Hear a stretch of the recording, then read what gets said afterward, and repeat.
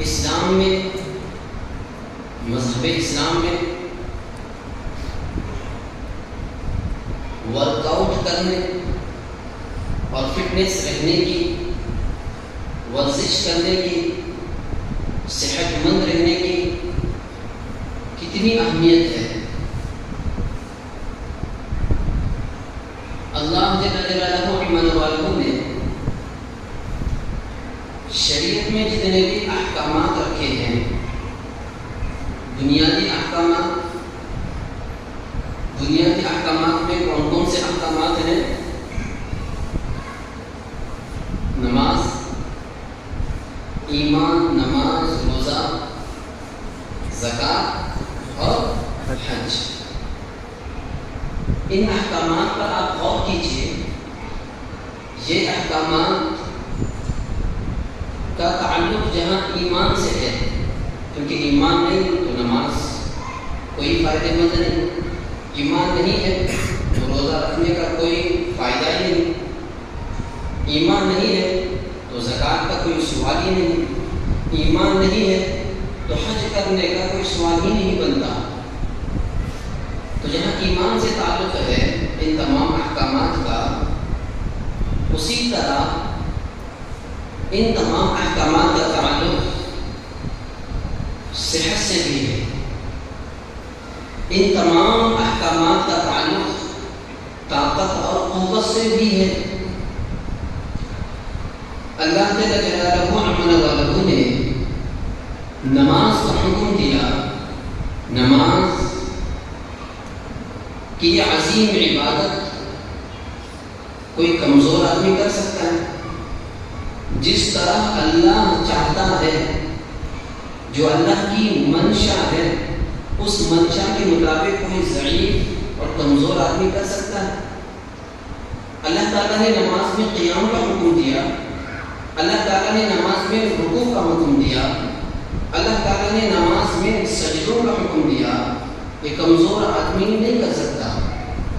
اگر کسی کو ہارٹ کا پرابلم ہو، اگر کسی کو شوگر زیادہ ہو، اگر کسی کو بی پی کا مرض ہو، بہت ساری بیماریاں اس سے منسلک ہیں اور وہ بیماریوں میں گھرا ہوا ہے، تو کیا ایسا بیمار شخص اللہ کی اس بتائے ہوئے عمل، کیونکہ افضل نماز تو یہی احکامات ہے، اگر آپ کھڑے نہیں ہو سکتے تو بیٹھ کر پڑھنا ہے، افضل چیز تو کھڑے ہو کر ہی پڑھنا ہے، تو یہ بیمار آدمی نہیں کر سکتا۔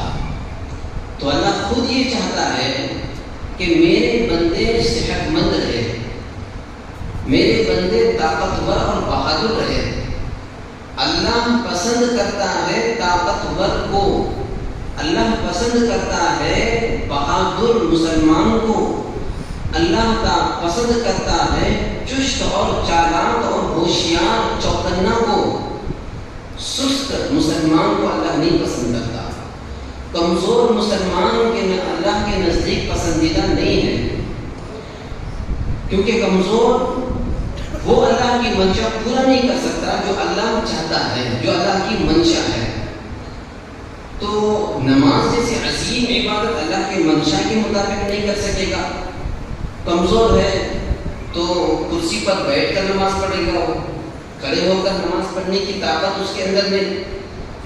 کمزور ہے تو وہ سجدہ نہیں کر سکتا، کیونکہ پیٹ باہر نکلا ہوا ہے، تو سجدہ کرنا اس کے لیے مشکل۔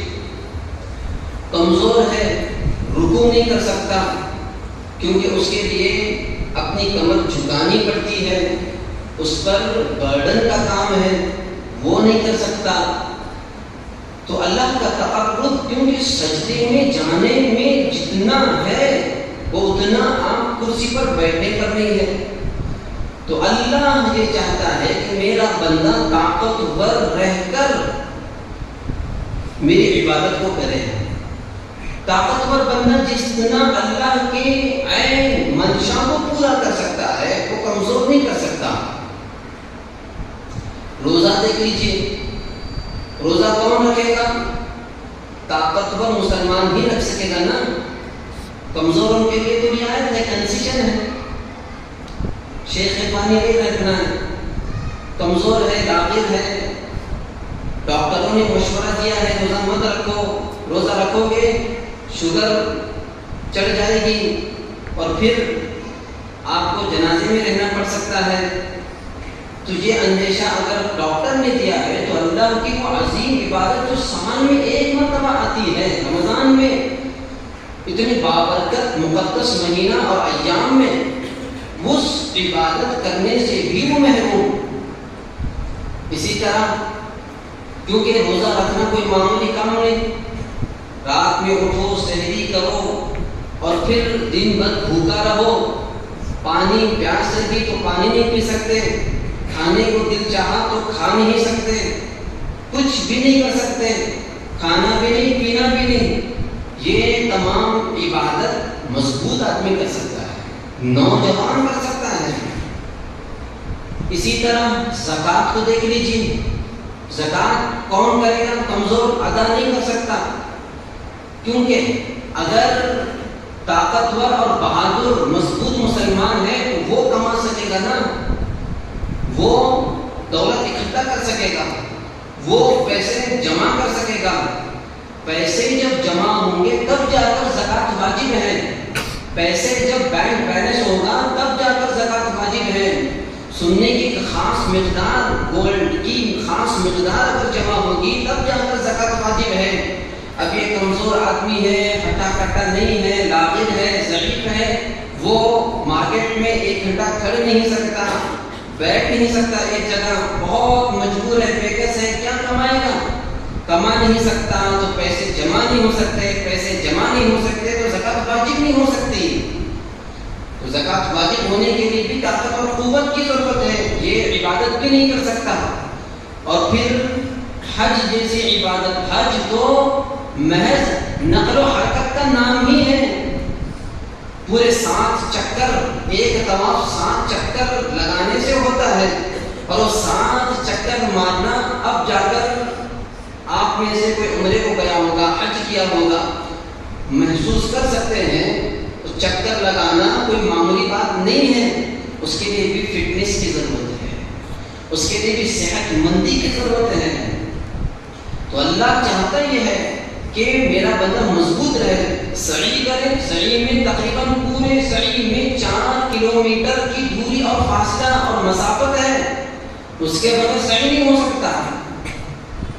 صرف چلنا دوڑنا، مینا کو گئے، مزدلفہ کو گئے، محض ہلچل میں جو ہے یہ عبادت ہے. کمزور آدمی کر سکے گا؟ نہیں کر سکے گا. تو اللہ یہ چاہتا ہے کہ میرا بندہ مضبوط رہے، اور اللہ نے عبادت بھی، شریعت کے بنیادی احکامات بھی بندوں پر ایسے سونپ دیے ہیں کہ وہ احکامات بھی انسان اگر کمپلسری پوری زندگی میں کرنے لگے ہو تو بندہ اس عبادت کی بنیاد پر بھی صحت مند رہ سکتا ہے، طاقتور اور بہادر رہ سکتا ہے، اس کے اندر کمزوری نہیں آ سکتی.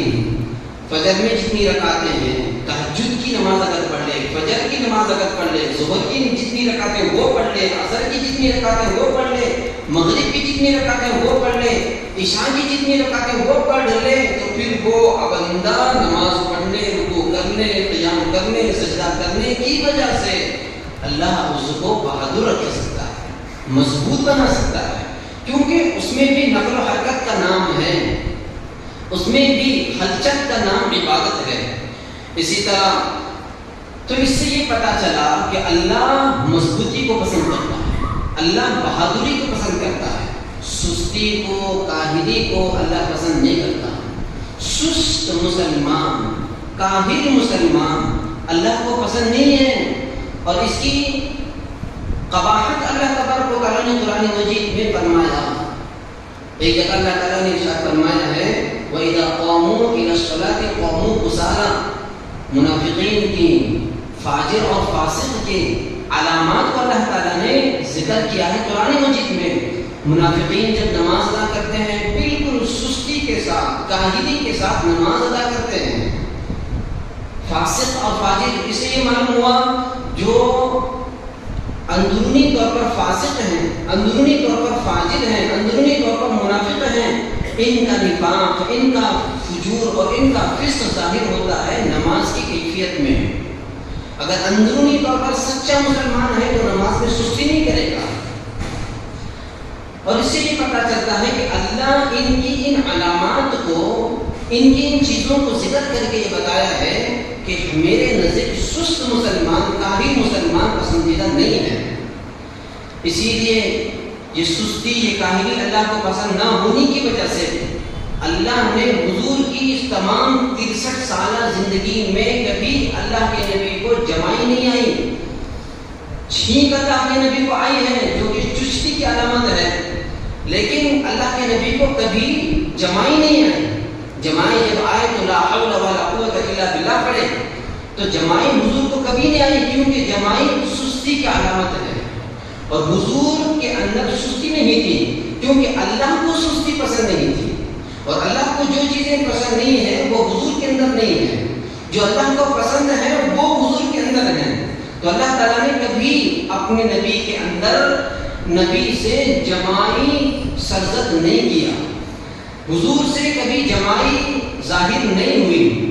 تو یہ پتہ چلا، معلوم یہ ہوا اللہ کو، اللہ تبارک و تعالیٰ کے نزدیک اللہ اور اس کے رسول کو مضبوطی پسند ہے، اللہ کے نبی علیہ السلام کو طاقت اور قوت پسند ہے، مضبوط اور طاقتور مسلمان پسند ہے۔